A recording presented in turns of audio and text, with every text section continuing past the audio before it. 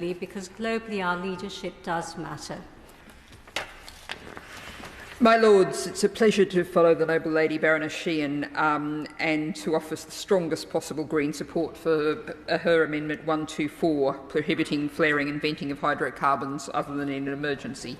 I think the case has already been very powerfully made, but I'll just additionally note that this has been a recommendation of the Commons Environmental Audit Committee and indeed what's known as the Skidmore Report, the Mission Zero Independent Review.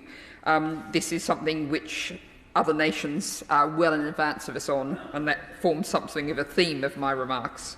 I would also briefly express support for Amendment 131, which we haven't heard fully set out yet, but no new coal mines, which has very broad cross and non-party support. I mean, that's obvious that we cannot have new coal. But I'll chiefly speak to my Amendment 138B, which goes further and very simply prohibits new oil, gas and coal extraction. Now, I did table a similar amendment at a committee. I'm not going to go over the same ground. I just want to very briefly make 3 points.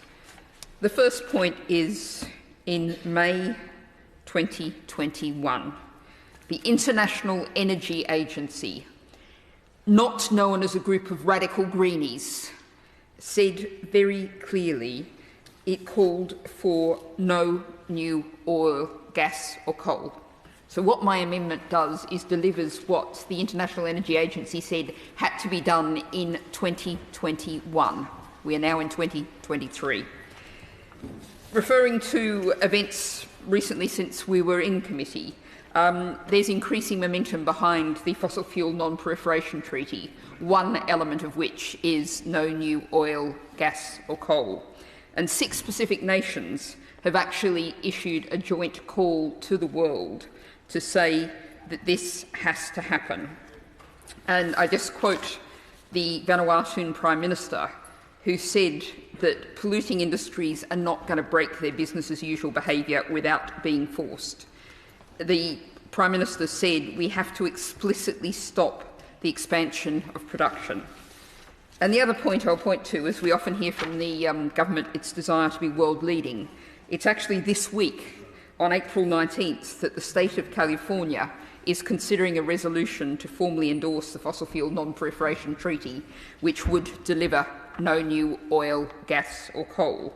It's going to have a Senate hearing on the 19th of April, introduced by the Senate Majority Whip Senator Lina Gonzalez and co-sponsored by the Indigenous Environmental Network. If the government really wants to be world-leading, it's going to have to catch up.